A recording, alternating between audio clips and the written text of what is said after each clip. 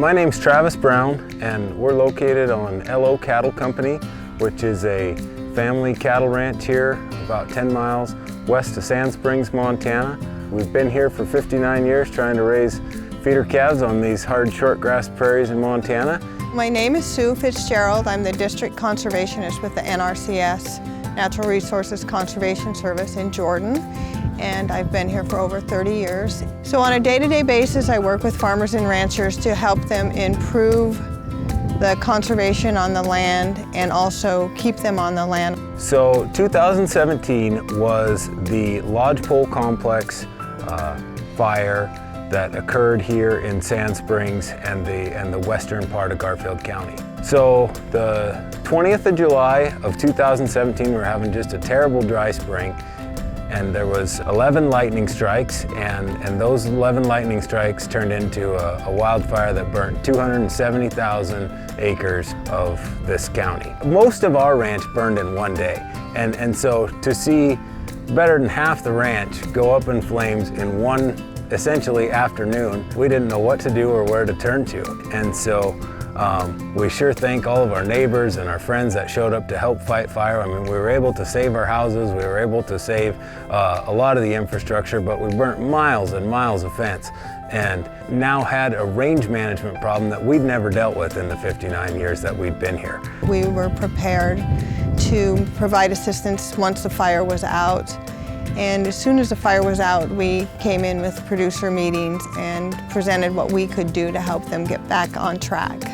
One of the most important things that I felt like NRCS brought right after the fire was some stability. They're a nationwide resource base that was able to come in and say, you know, we've dealt with disasters before. We've seen this before, and we have a structure that we can help these lands recover and make it long-term a good thing for this ranch. One of the first things we did was we looked at the crowns of the grass plants to figure out, is the grass still alive, or are we gonna have to make a different plan? And so we got down on our hands and knees with our pocket knife and dug a few of them up, and the crowns of the grass were still alive. And so we thought, you know, if we handle this recovery correctly, we can have a chance to really make a dramatic difference on this ranch. The Conservation District kind of led the charge with getting different agencies together, nonprofits that could help. We each stood up and we presented what we could do to help. And the NRCS, the role we played was to help rebuild the fences that had burned, because without the fences, they couldn't do their prescribed grazing, they couldn't implement their grazing plan, they couldn't even keep their cattle on their own ranch. The cows were immediately affected by the fact that they're, of course, scattered all over. Our cows were in with the neighbors' cows, and there was no fences. And I mean, when you drove through Mosby, there was a highway sign that said, "Cattle at large, the next 50 miles." And if there was more space on the bottom of the sign, it could have said in any direction. Because right here on this ranch, there was about 60 miles of fence that was put in by the homesteaders, who did a great job and probably stood there and said, I bet this fence will last 100 years, and it almost did. And in 2017, every bit of it burned. And so we had to decide where we're gonna put the fences, how we're gonna replace them, and how we're gonna rebuild the infrastructure. A lot of the old fences had wood posts, and so if those were just left to lay, they would cause a real hazard for wildlife. So we were able to come in and put the wire spacings at a level that'll keep the cows where they're supposed to be, but will also limit the amount of wildlife collisions that happen.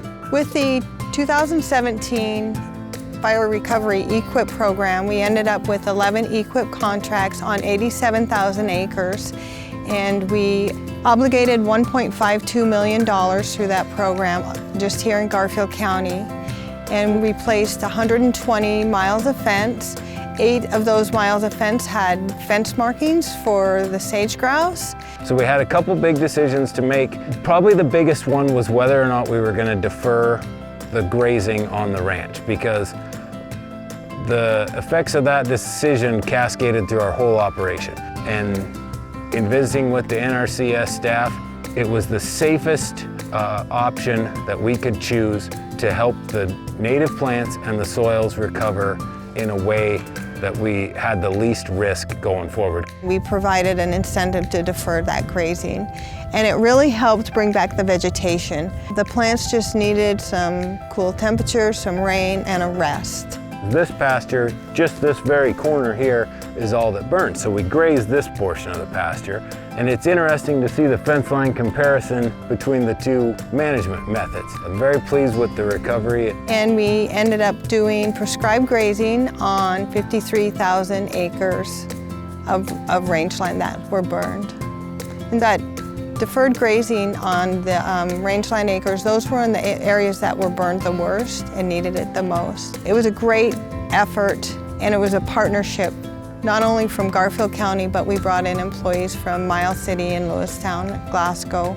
Another part of the recovery effort was the Emergency Conservation Program, which was funded through the Farm Services Agency, and the NRCS provided the technical assistance. So we assisted with drilling a well, designing a stockwater pipeline and tank system so that during the drought, they could get into pastures that didn't burn and that had the vegetation to graze, that had the grass to graze. Travis Brown did some seeding with a drill in some areas. And then in amongst the trees, there was a pretty heavy layer of pine needles and no vegetation. And those pine needles burned really hot and the trees burned really hot. So Travis broadcast seeded some native grass species in amongst the trees, and he got a great stand.